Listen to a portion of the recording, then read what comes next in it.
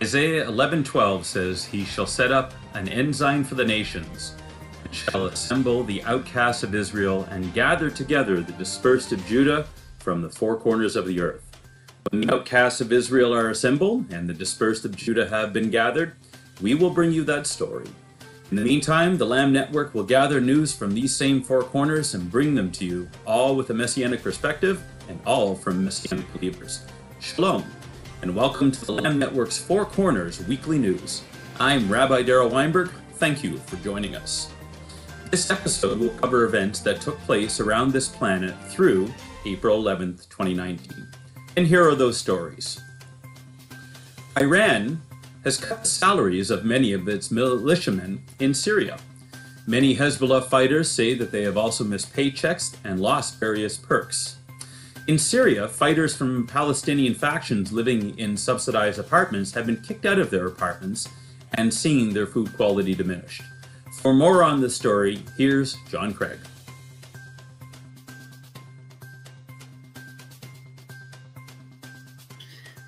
Thanks, Darryl.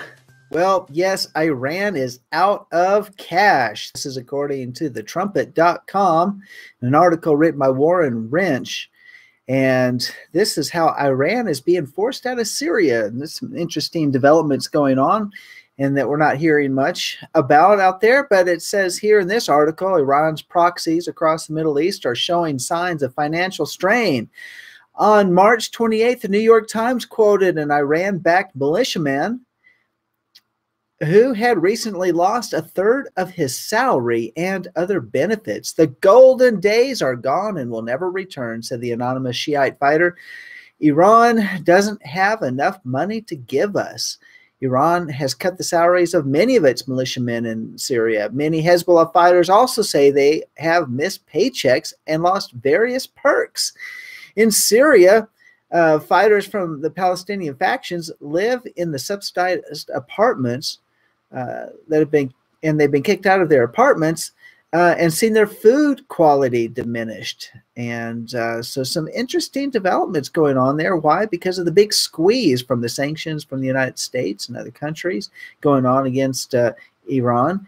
In April 2018, the Jerusalem Post wrote, "There are 80,000 Shiite militiamen trained and recruited by Iran in Syria." Yeah, 80,000. Think about that. In Syria. No wonder there's war going on. No wonder Israel keeps bombing certain strategic locations within Syria. And because that is a big threat to the borders of Israel. Going on here, it says, Lebanon's Hezbollah is the best known supporter, but a large majority of the foreign fighters are from Afghanistan, Iraq, and Pakistan, according to the Associated Press. Iran recruited tens of thousands of Afghans, training and paying them to fight in support of Syrian President Bashar Assad. So we've got the Iran's worsening economic crisis as a result of the United States sanctions imposed in May, August, and November of 2018 because Iran was violating the terms of the Joint Comprehensive Plan of Action signed by China, France, Germany, Iran, Russia, and the United States in an attempt to curb Iran's nuclear development program. And since then, America has placed various sanctions on Iran, targeting its crucial banking, oil, and shipping sectors, and preventing it from using the U.S. dollar for trade. John Bolton said, "We want to achieve maximum pressure, but don't want to harm friends and allies." The U.S. set the goals of driving Iran's oil exports to zero. So, well, after almost 8 years of war, Syria lies in rubble. And in fact, the infrastructure such as bridges, roads, power grid are so desperately in need of repairs. It said the cost of repairing Syria is astronomical. According to the United Nations, it's estimated to be at a cost of $400 billion to restore Syria to the point that the millions of displaced Syrians could return. So this has been a big deal. Bashar al-Assad has needed the support from Iran, but there's other developments that are going on as well. If the Islamic for example, the Islamic Republic, talking about Iran, can drive the United States out of Iraq, destroy the fledgling democracy in Lebanon, and damage or destroy Israel, the mullahs believe they can dominate the area if, that is, if they are seen to fail. However, their destiny is uncertain, according to this article. That's why they are pushing so hard on all fronts, hoping to score their own victories before they fall. Well, these are different things that are going on. My thoughts are about this, is considering the recent annexation of Israel's taking on the Golan Heights. That is, when President Trump acknowledged the annexation of the Golan Heights, which is intensified the conflict between Israel and Syria. And considering that Iran is running out of money, what happens when you start to corner a desperate rat? That means that rat could really rise up and fight. So these are some things that we're looking at over there in the Middle East. That anything could cause this whole thing to split wide open at any point in time. Not that we're looking for a war to take place, but we know what the Bible talks about.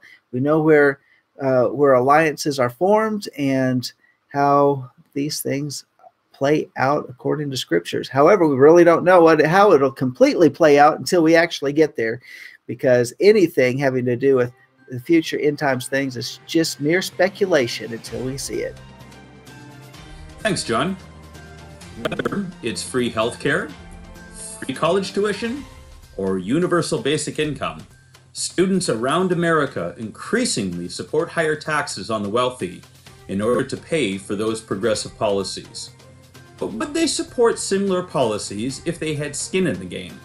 Here is a fascinating story on whether all of these progressives are willing to put their money where their mouth is. From Sherry Flannigan with her first report from Four Corners News. Sherry, give us the details.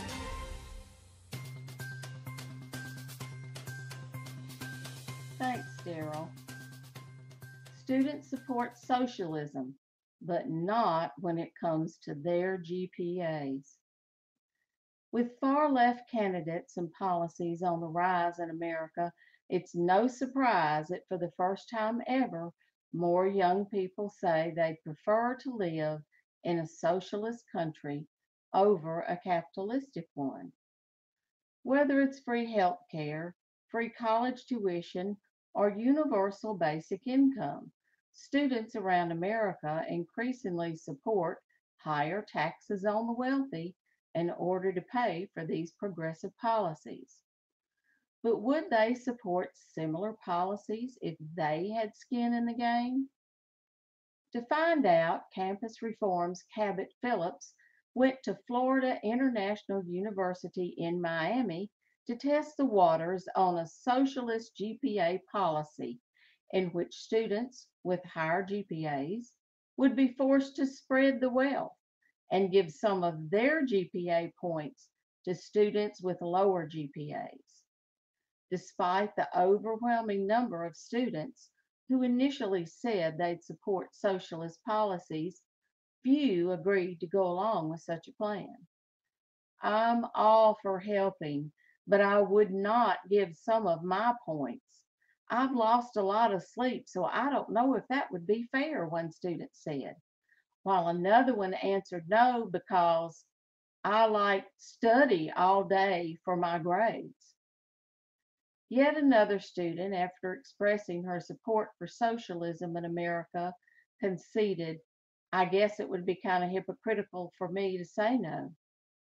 Another student, trying to justify his refusal to abide by such a policy, said, you study for your grades, and they reflect how much time you're studying.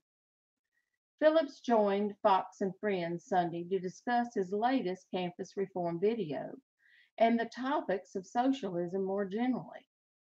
I think a lot of people realize it's very compassionate, the idea of everyone else paying for your free college and your free health care. not so compassionate when you're the one who's having to give up things that you've worked so hard for in the name of equality, Phillips said. Phillips added that the left has weaponized the concept of equality, but not the type of equality all Americans should be on board with. They want equality of outcome, and there's nothing compassionate about that. When you flip it around, you help these students realize that redistributing the wealth sounds good until it actually applies to you, Phillips said. Way to go, campus reform. America has equal opportunity, but what we do with that opportunity is the outcome, and that's not always equal. You know, I bet the smart ones got it. Back to you, Darryl. Thank you, Sherry. It looks like socialism isn't all that it's cut up to be. In our next story, 3 historically black churches have burned in less than 2 weeks in one South Louisiana parish.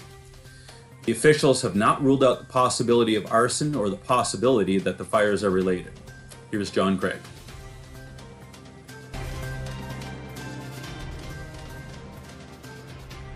Well, thank you, Darryl. Well, this is the section of religion news. Just some interesting developments down there in Louisiana. According to this article, someone is setting fire to black churches in Louisiana. And of all different sources, I pulled this one. I did look at several different ones, but this one summarized it the best. Boingboing.net. Not sure if anybody's ever heard of that news site, but I did pull the article because they're quoting from the New York Times. It said it talks about one parish, that is, like in a lot of states, they call them counties, suffered 3 fires at 3 different churches over the course of 10 days. A 4th church fire located several hours away may be connected. According to the New York Times, it says 3 historically black churches have burned in less than 2 weeks in one South Louisiana parish, where officials said they found suspicious elements in each case. The officials have not ruled out the possibility of arson or the possibility that the fires are related. And these 3 fires occurred on March 26, Tuesday and Thursday in St. Landry Parish, north of Lafayette. A 4th fire, a small blaze that officials said was intentionally set and was reported on Sunday at a predominantly black church in Cato Parish, about 3 hours of drive north. So local officials said they are still investigating the fires and did not say if they knew of any suspects' motives or whether racism was an element. Of course, whenever we look at any type of thing, they always want to say must be a hate crime, must be racist involved, white supremacists, especially if it's dealing with different races or minorities. That's the first indication. In fact, I saw one article out there is like they're talking about neo-Nazis and et cetera, must be related to it. Of course, they're usually wrong. But on the other hand, it's rather disturbing as the trend continues, as we see these churches being burned. One report said they do have a suspect in custody right now who happens to be son of a deputy sheriff of that county. So we shall see how this plays out. And of course, of anything, because they're related to predominantly black congregants within those churches, they're probably going to attach a hate crime to it versus just simply mere arson. The disturbing thing is the fact that they're targeting churches. It doesn't matter if they're black, white, Hispanic, Asian, whatever it might be, but the fact that they're targeting churches where people of faith are coming together and gathering is more so a fact that one article that did talk about the neo-Nazis involvement is how they are related to paganism. So I wouldn't necessarily label it as a white supremacist or label it anything like that, as much as kingdom versus kingdom, and the kingdom of Yah fighting the kingdom of darkness, where the kingdom of darkness continues to encroach upon the people of the light. So We will watch this for further developments. John, thank you.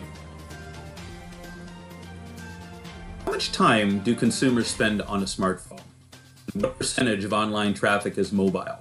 What percentage of emails are opened on a smart device?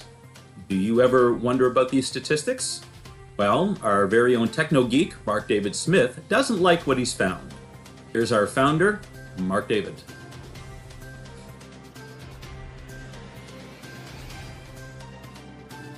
Thanks, Darryl. Mark David Smith. Am I old? Don't answer that. Do you remember when you got your first computer? Do you remember when you got your first cell phone? If you're asking what's a cell phone, fast forward to the next report. If you're asking what's fast forward, all right, let's see what the millennials are saying at bluecorona.com. No, this is not a Cerveza website. And the article's titled 75 plus mobile marketing statistics for 2019 and beyond. In late 2015, mobile web traffic surpassed desktop for the very first time. Since then, we've been living in a mobile world, and mobile device usage has skyrocketed. Next sentence clarifies. One problem, most articles on mobile marketing and mobile usage statistics are terribly outdated, as in the 2015. Considering digital technology adoption is speeding along at an ever-increasing rate, things have changed since 2015.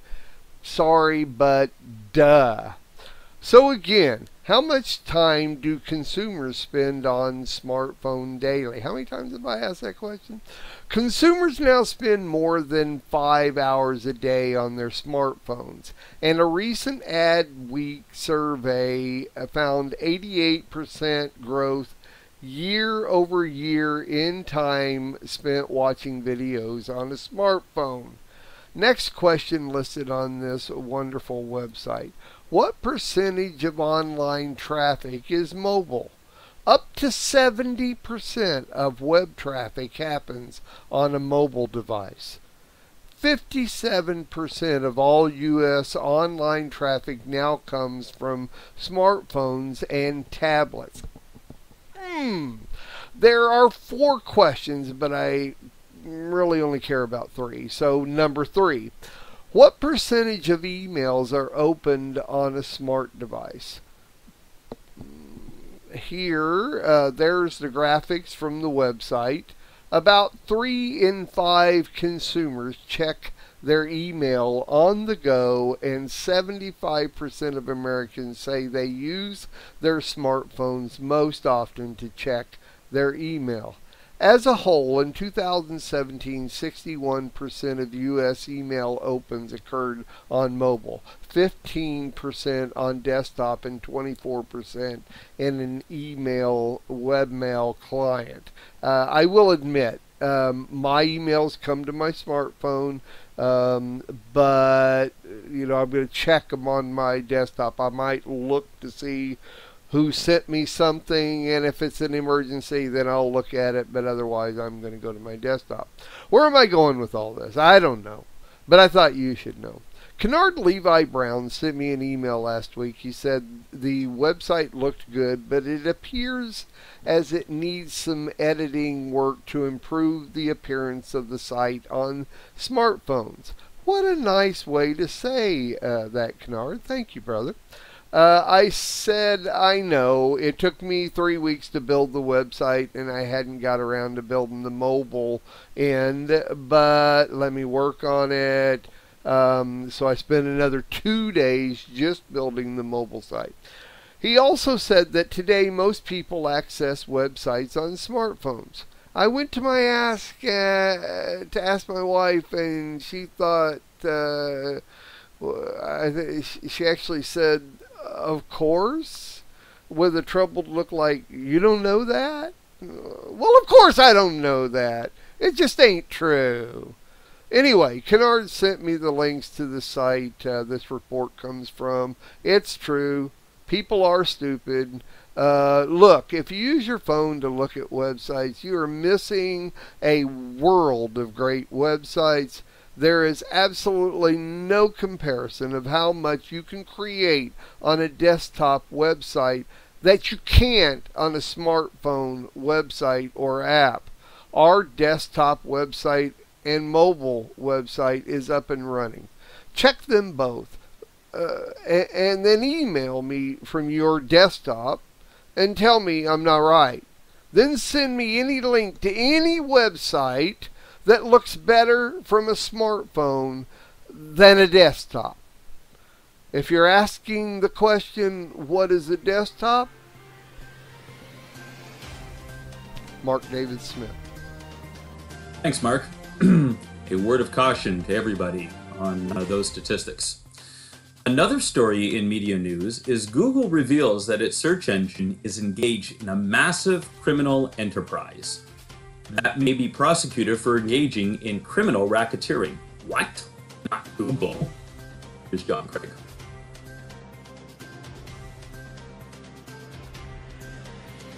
All right. Thank you, Rabbi.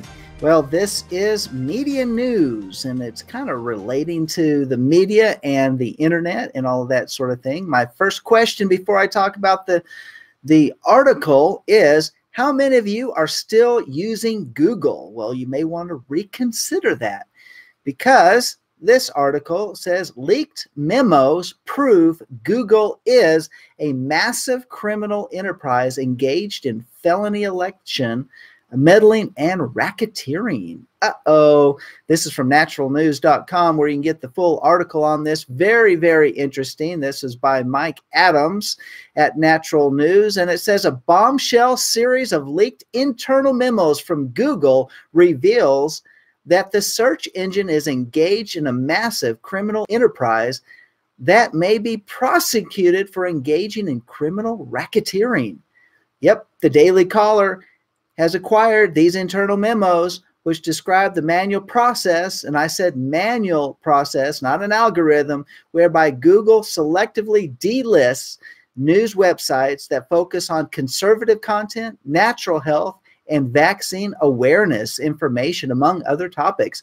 Once websites are targeted by Google for being blacklisted, virtually none of their pages appear in any search result whatsoever. In fact, Natural News was almost completely blacklisted beginning in June of 2017. Google, this is a quote, Google does manipulate its search results manually.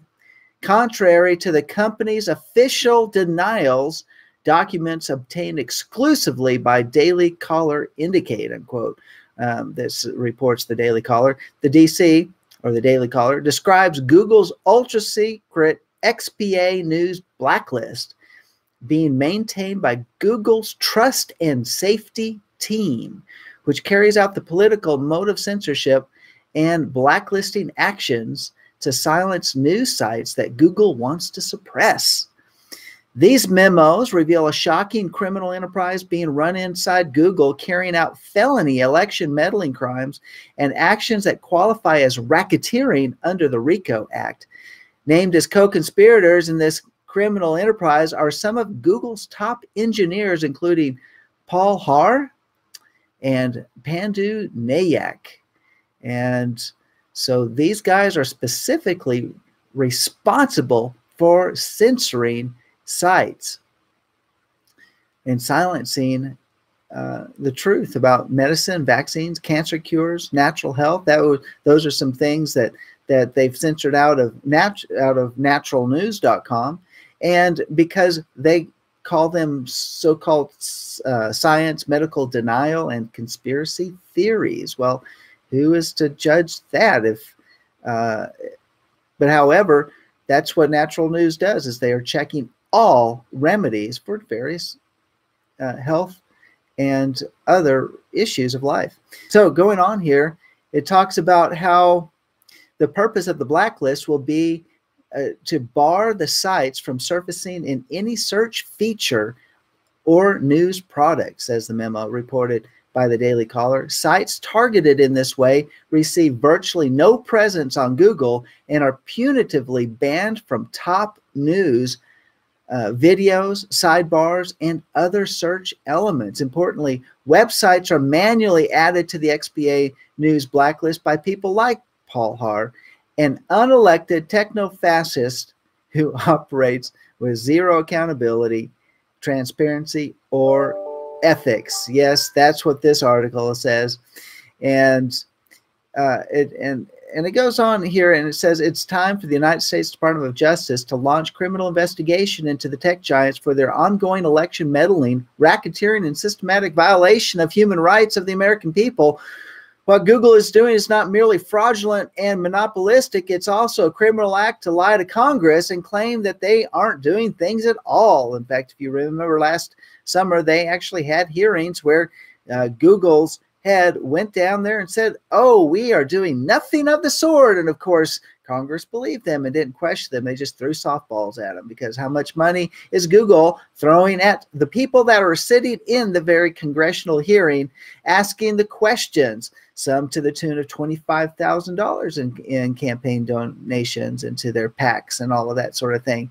So why would Congress want to do anything or actually go after lying or anything like that? Because that means they get their paycheck gets cut off. So we're always a little on the cynical side here, but why we need to be questioning everything, questioning why there's censorship going on, whether it's an algorithm or they've got these people in place that says, hey, I arbitrarily choose that you are the one I'm going to censor today because I don't agree with your stance and I don't believe that the facts that you have are real. I mean, at some point in time, we as believers will also be censored, as we know in terms of how these things play out. But in the meantime, if Yeshua tarries, we have our grandchildren, our children, our grandchildren, great-grandchildren to be thinking about to do everything that we possibly can to preserve their free speech and their ability to find information on the internet as long as it is free.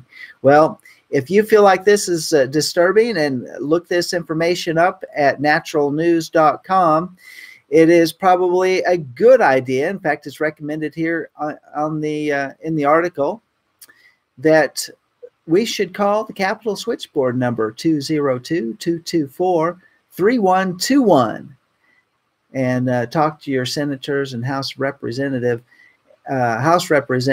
about Google's techno-fascism to seek criminal indictments for lying to Congress and also their criminal conspiracy to fraud the American people and meddle in the 2020 elections. In fact, they did it in the 2018 elections. So why would they not continue for the 2020 elections? Well, that's all I have to say about that. But some things we're keeping an eye on. Daily Caller is coming up with some real information. We'll stay tuned.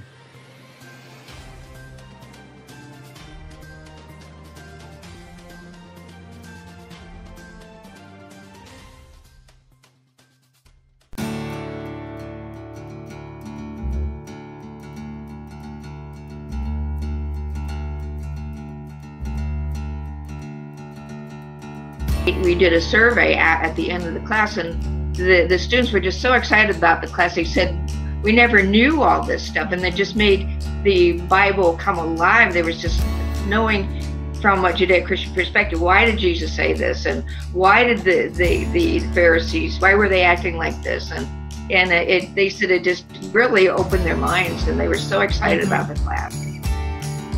And we had one guy, and when he came into the class, he was a little cynical, like, why do I even need to know this? But his wife wanted to come, and, you know, all this kind of stuff. But it was just funny because he, halfway through the class, he goes, you know, I was in a men's Bible study, and I'm sitting here looking at this scripture we're supposed to read, and all I could think of was, wonder what this means in Hebrew. Wonder what was meant by this. What is the bigger application to this?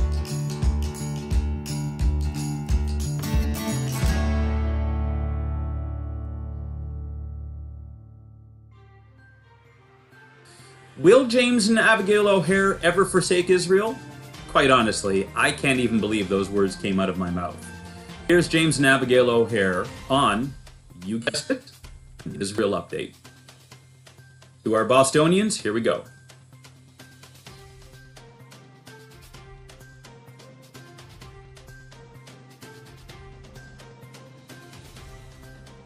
Thank you, Darryl. Welcome to this week's Israel Update with your hosts, James and AviGayle O'Hare. Bibi shouts for joy. Omar sets out to destroy. That's our topics today.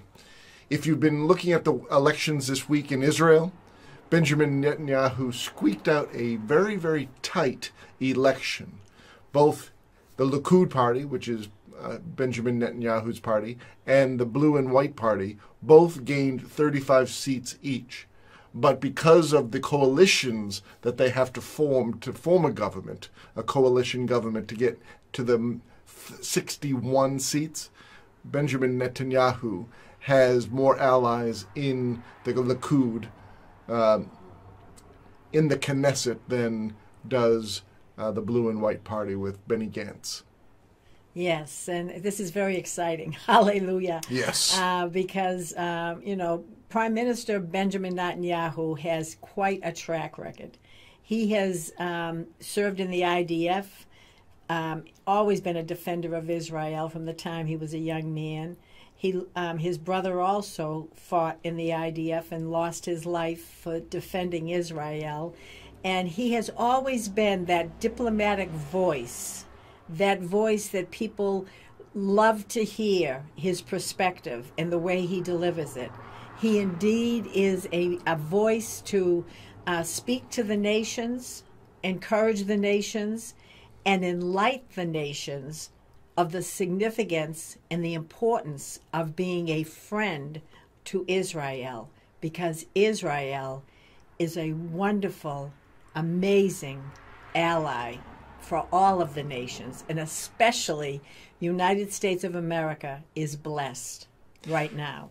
With the relationship that Benjamin Netanyahu has with President Donald J. Trump, it's tremendous. It's a wonderful, wonderful relationship, strong, united, where the embassy is now in Jerusalem from the United States. The Golan Heights is sovereign territory per President Trump, and all the different aspects of the friend that Israel has in the United States, which it should be, and it should be a strong, strong ally, both spiritually and naturally. Yes, it's a blessing. It really is a blessing, a divine blessing, because when President Trump, number one, made the United States Embassy in Jerusalem, that was groundbreaking. And then just as of late, when he declared the Golan Heights sovereign for Israel, another groundbreaking, amazing impact that it made on the entire world. But it's interesting that, United States of America, I've heard it from so many people, even believers, people who believe and study the Word, that they are so encouraged by people who have a voice standing out for Israel. President Trump is that voice. We are that voice. Amen. They say that we need to understand more and more about the significance of Israel. And our message is it's our destiny. It's where our Messiah is going to come and dwell right there in the land. It's our destiny. Whether you're in the land already, hallelujah, you're blessed. Or if you're galut, and you're being gathered, you're getting this insight, you're getting this revelation concerning the significance of Israel. We encourage you to pray for the peace of Jerusalem and to be a voice of righteousness, because we need those voices for such a time as this. Because unfortunately, we do have a voice that's raising its ugly head right now. And we mentioned her in the beginning in the title. Ilhan Omar, Minnesota congresswoman, is raising her ugly head once again. And she was at a CARE organization or function. CARE is a terrorist organization that houses itself in looks good, smells good, got a tie, suit, and the whole 9 yards, but it's terrorist to the core. And she was in front of that organization, and she had an opportunity to spell out the act of 9/11 to this group. And I just wanted to give you just a quote on the tweet that what basically what she said was that during 9/11 that some people did something. Did you hear that? Some people did something. And she was talking about CARE being organized after 9/11 because civil rights were being imposed upon in the Muslim community, according to her. And again, she did not identify them as terrorists. And Dan Crenshaw, the congressman, a soldier, a fighter, a Iraqi vet, is also tweeted afterwards and said, first member of Congress to ever describe terrorists who killed thousands of Americans on 9/11 as, quote, some people who did something, unquote. Unbelievable.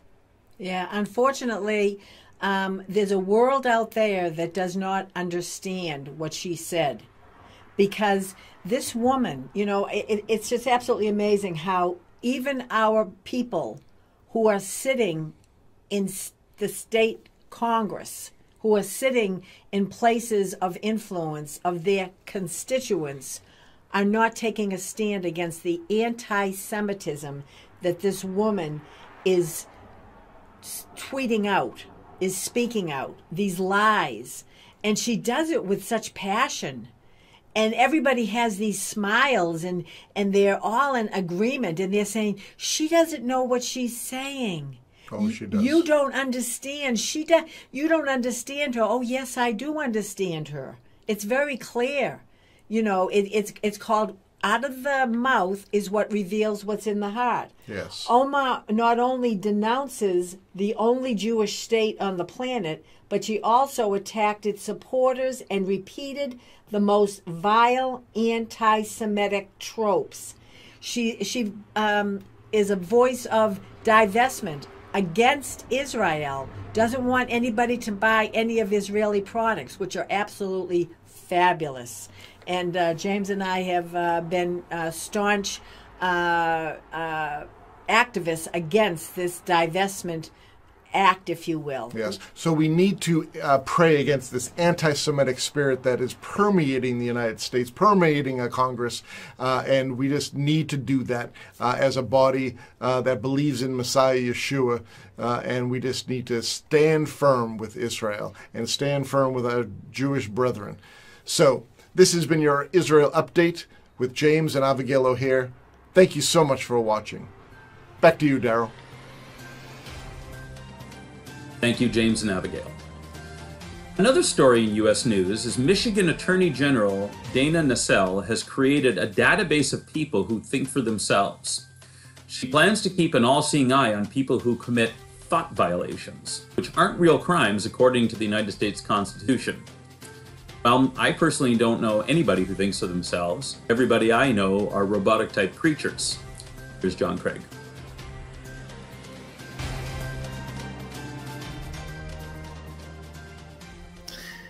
Well, thank you, Darryl. This is on the U.S. News front, and this is where an article states Michigan government to create thought criminal database to flag those who contradict all official lies. This is from naturalnews.com, and very interesting article. This is about Michigan Attorney General Dana Nessel has decided to launch a full-scale crusade against the First Amendment. Well, if you've been paying attention to any of our newscasts or anything that I've been talking about over on Let Us Reason Together on the Monday morning edition, talk about these things like the Majority Report, where it's the pre-crimes unit, where they arrest people before the crime is actually transpired. Well, this has an eerie approach. Probably we could call it as Big Brother is watching. Throw it into that beast news that we have been paying attention to. It's also national news.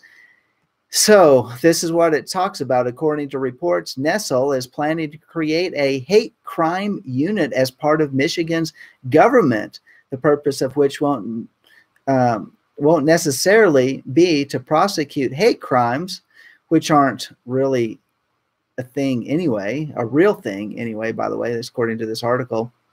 I mean, after all, hate crimes, you know, people have their biases or whatever. It's when you act out on them is when they become a crime. But nevertheless, let's move on. But to actually police the speech and thoughts of Michigan residents to make sure they align with official government ideology by creating a database of people who think for themselves. Nestle is on record as stating that she plans to keep an all-seeing eye on people who commit thought violations, which aren't real crimes, according to the United States Constitution. It's important to understand that these are not convicted criminals or people whom the state has reason to believe they have committed or are planning to commit a crime, writes Jay Lawrence for FashTheNation.com about the people Nestle is planning to target with her constitutional hate crime unit. The new database is specifically designed to target law-abiding Americans, he adds.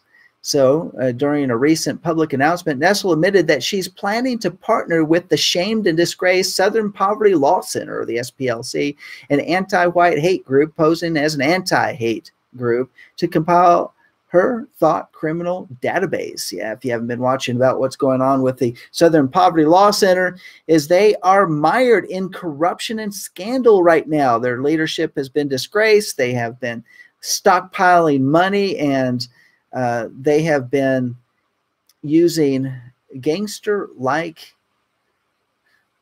or mob-like power to have an effect or actually coerce different organizations. I mean, there's a lot of scuttlebutt that's going on over there at the Southern Poverty Law Center, and she wants to use them to maintain the database. It's important to remember that most of the groups on the Southern Poverty Law Center's hate group list are merely associations of people who believe in things like traditional marriage between one man and one woman, for instance, as well as groups comprised of people with white skin who simply celebrate their ethnic heritage. Well, other things they put on there are those that have conservative values, those people, those organizations that might be related to ministries and churches and all that sort of thing. And even news media, alternative news media, all sorts of different people make the list at the Southern Poverty Law Center who simply speak out and talk about common sense values. Well, moving right along, it says the SPCL list is simply a list of people with whom the SPLC disagrees. Lorenz further writes, the government will investigate citizens based not on their actions, but what their political opinions are. For more related news about the anti-white political correctness that's sweeping the nation via leftist politics, be sure to check out politicalcorrectness.news. So going right along here, if you put the pieces of the deceptive puzzle together, it quickly becomes clear that Nestle's goal isn't to stamp out hate, but rather to perpetuate it, and specifically to perpetuate hate and intolerance against white people. So seems like there's a lot of pushback. There's, you know, at one point in time, we were a nation that we actually listened to Martin Luther King, that it's not about the color of our skin, but the content of our character. But apparently that's just not good enough anymore, that apparently they need to demonize somebody or some group. And right now it's, you know, it was males, then it's white males, then it's conservatives, and it's, you know, those who believe in Yeshua and all that sort of thing. Guess what? Every one of those groups are targets. So, and then if you are one of those groups, then everything you say is suspect. If you post something on social media, you put something on and you make a comment, send out an email, anything that's monitored, because, you know, after all, these big databases like Yahoo and Google, all of them say your private emails are not private, because if you actually say something that our thought police are monitoring, then we might just kick you off. Well, moving right along here, I'm kind of ranting there. It says even mainstream politicians like Elizabeth Pocahontas Warren are indicating that they're on board with this anti-white agenda, having recently tweeted about what she describes as the threat of white nationalism and how under her presidency, God forbid, my Justice Department would go after white nationalists with full prosecution. Well, first off, I just want to say this. There are a lot of people in this nation that are white. A lot of people are Hispanic. A lot of people are black. A lot of people are Asian. And from all of those groups, many of those people are also nationalists, and which there's nothing wrong with that, by the way. So whether it's white, black, Hispanic, Asian nationalists, you know, why would you need to be targeting people just because of the color of their skin? Miss Pocahontas, just want to ask that question, just throwing it out there. It doesn't seem to be well thought out for a presidential candidate. Sounds like a knee-jerk reaction trying to get some headlines and some sound bites. But moving on, in addition to that, the state reserves the right to add anyone it wishes to the list. Criticism of Israel, race, realism, pro-white activism, and many other forms of expression could land you on the list, like believing in Yeshua. Any public political expression from a white person that is not explicitly globo homo in nature could land him on the list. Well, that is what they're talking about in this article. Not that we're trying to just lean on one race or another, just saying that this seems to be the subject of the day. So this article is actually affecting it. I just want to say and give you a shout out for all those that are listening from the People's Republic of Michigan. There are some things that you need to do, and you might need to go around the Attorney General, go up there and talk to the governor, talk to your representatives, tell them how ridiculous this is and how it's forcing Americans to be subjugated under an authoritarian government that is not constitutional. And perhaps they need to even enforce the Michigan Constitution that I'm sure has the language in there that has some semblance of a Bill of Rights like the U.S. Constitution. Well, we'll watch this development as it continues and see if it begins to spread in other states. Thank you, John. We have some good news about Israel. One of the world's oldest and most prestigious and best-known general medical journals, called The Lancet, published a report this past week, a systematic analysis for the global burden of disease study, which was conducted over a 30-year period ending in 2017. The researchers analyzed diet-related deaths in the world, and after compiling all their data, it was discovered that of the 195 countries in the study, Israel ranked #1 with the lowest rate of deaths related to diet. Unbelievable. Here's our own Susan Hooge.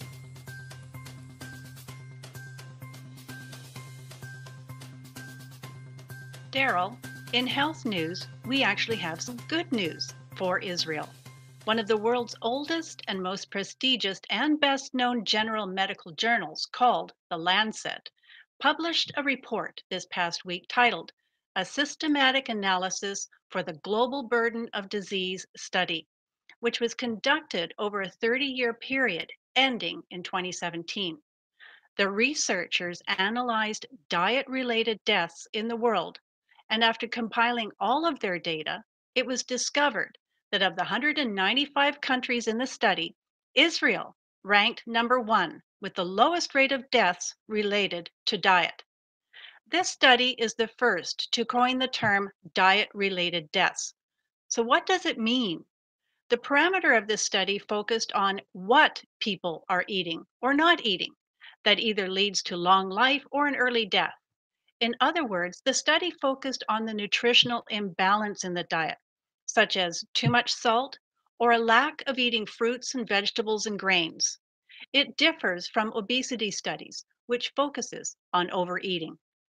According to a BBC report done on this study, 11 million deaths worldwide are attributed to improper diet. Of these deaths, cardiovascular disease contributed to 10 million deaths, while cancers and type 2 diabetes diseases that are linked to diet contributed to the remaining 1 million deaths. In Israel, the analyzed data determined that only 89 out of every 100,000 deaths was linked to diet. France and northern Mediterranean countries also had similar rankings to Israel. In the other end, Central and Southeastern Asia experienced the worst, with Uzbekistan, a heavy bread and pastry consuming country, ranked the highest with a death rate of 892 out of every 100,000. That's 10 times the rate in Israel. Of the 195 nations involved in the study, the United States ranked in the number 43rd spot. The statistics of the Lancet report also revealed that diet-related deaths is a bigger killer worldwide than smoking, with salt being the leading contributor to this type of death. But they go further to explain how to combat this deadly disease. The Times of Israel analyzed the report and stated, the study also pinpointed the key elements of a healthy diet that will not only prevent these deaths, but can actually actively protect consumers' bodies from the illnesses measured. They recommend the consumption of nuts, seeds, seafood, fiber, fruits, and vegetables. This indicates that the cause of certain cardiovascular diseases and diabetes lies in the overuse of salt, coupled with a lack of consumption of nuts, seeds, fruits, and veggies, etc. By simply taking an account of what the person eats can be a far more accurate predictor of illness and early death than the current standard predictor of overconsumption of red meat and sugar. Anyone who has been to Israel or knows anyone who has been there is well aware of the comments about how the produce of the land tastes so much better than anywhere else on the earth. Thus, it makes sense that those who live in the land readily partake of its abundance. Simply go to any restaurant or market there and be amazed at what is offered and how fresh foods can be made with such simplicity and yet be so tasty. Clearly, in this area of lifestyle, Israel has become a messenger of good news through their eating habits and is showing the world how to go about attaining a long and healthy life through something so simple as food.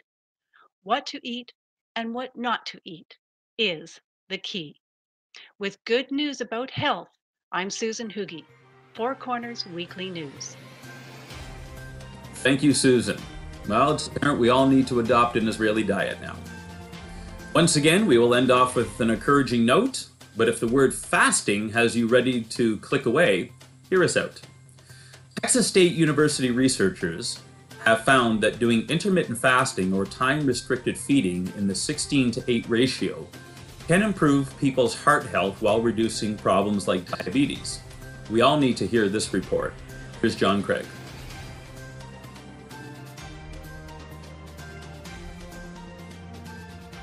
Thanks, Darryl.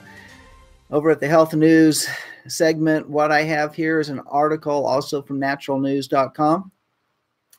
And this is a study about intermittent fasting and how it can boost heart health and improve your overall well-being. Yeah, so as you're sitting there eating your pizza, watching the Four Corners News broadcast for this week, catching up on the news with shelf life, by the way, news that have an impact on our lives and things that are going on and that do affect the realm that we're living in. And so let's consider this thing about fasting. A lot of people say fasting, oh no, it's the big taboo, yet it is a biblical discipline has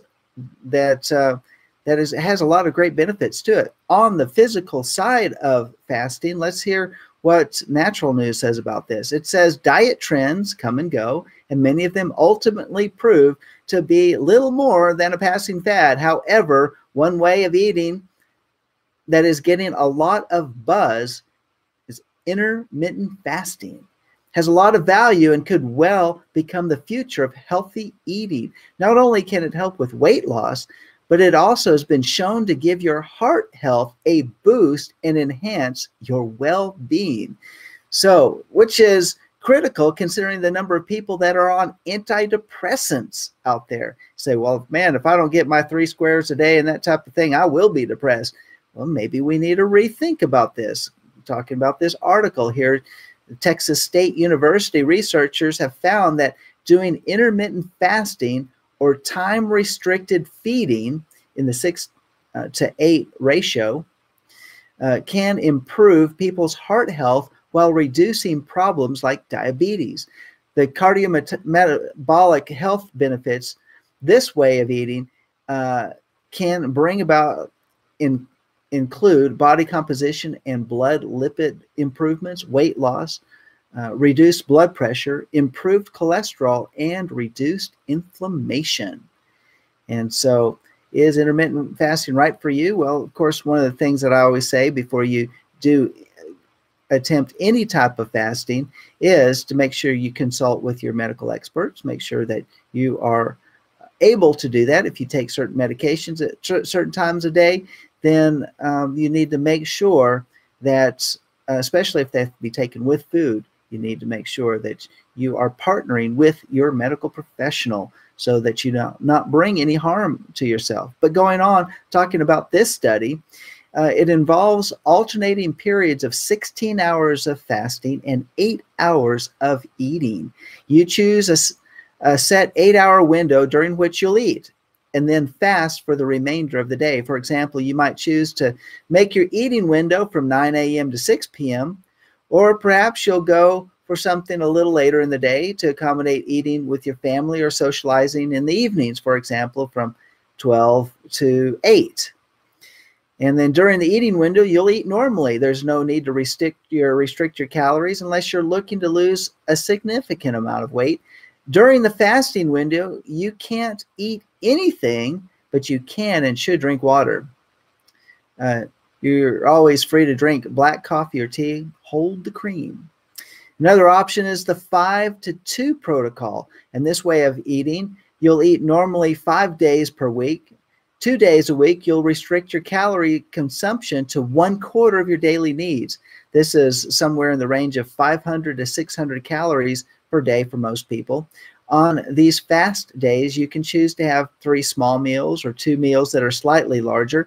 Focusing on foods high in protein and fibers is a great way to ensure you're not too hungry.